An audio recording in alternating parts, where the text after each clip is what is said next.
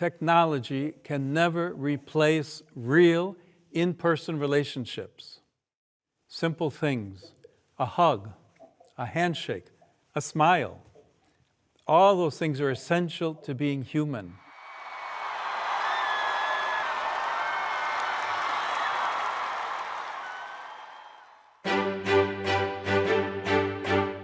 Since Pope Leo XIV began his pontificate in 2025, he has placed a strong emphasis on the challenges posed by today's technological progress. Even in choosing his name, Pope Leo wanted to make a statement, as he revealed to the College of Cardinals 2 days after his election. Proprio sentendomi chiamato a proseguire in questa scia, sensing myself called to continue in this same path, I chose to take the name Leo XIV. There are different reasons for this, but mainly because Leo XIII, in his historic encyclical Rerum Novarum, addressed the social question in the context of the first great industrial revolution. sociale nel contesto della prima grande rivoluzione industriale.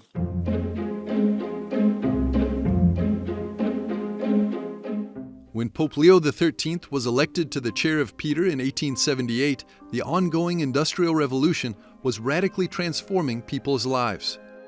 The whole economy had shifted, one based on coal as the power system, and manufacturing became a central part of the economy, and that created a whole upheaval in terms of people's lives. Work became a kind of commodity that you traded, like you trade other kinds of goods.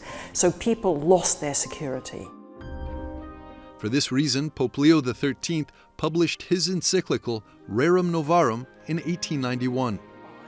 For Sister Helen Alford, president of the Pontifical Academy of Social Sciences in Rome, this document served as an important wake-up call. So one of the key things that the Pope is trying to do in Rerum Novarum is try to find the best way to combine the advantages of the modern economy, but combine it with that security that got lost.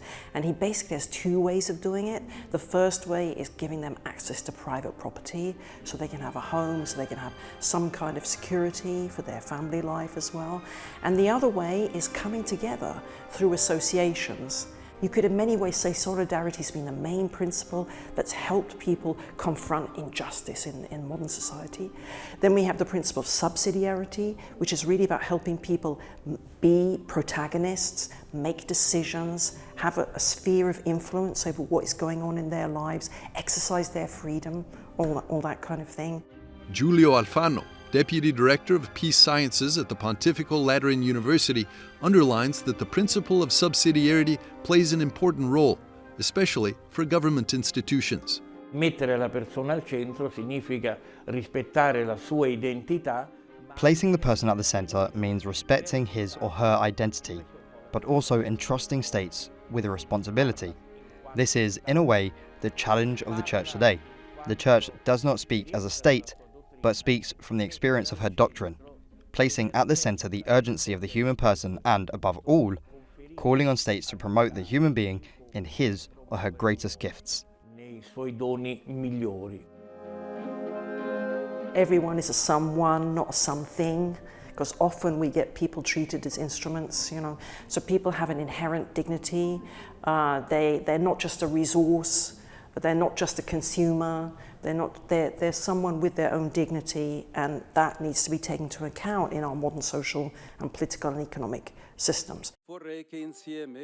As Pope Leo XIV emphasized 2 days after his election during a meeting with cardinals, Rerum Novarum has lost none of its relevance. In our own day, the Church offers to everyone the treasury of her social teaching in response to another industrial revolution and to developments in the fields of artificial intelligence that pose new challenges for the defense of human dignity, justice, and labor. 135 years after Pope Leo XIII issued the groundbreaking social encyclical Rerum Novarum, his successor, Pope Leo XIV, presented his first encyclical on May 25, 2026. While Rerum Novarum responded to the challenges of the Industrial Revolution, Pope Leo XIV's Magnificat Humanitas provides a Catholic response to the next technological revolution, the digital age and the rise of artificial intelligence. technology can be almost man's enemy. So it could be man's ally or almost man's enemy. Why? Because all things in the end have a good core. Even the things that get misused or abused, there's something good in them that have been misused. Always evil is parasitic on the good, and we can try to find something that's good in all situations.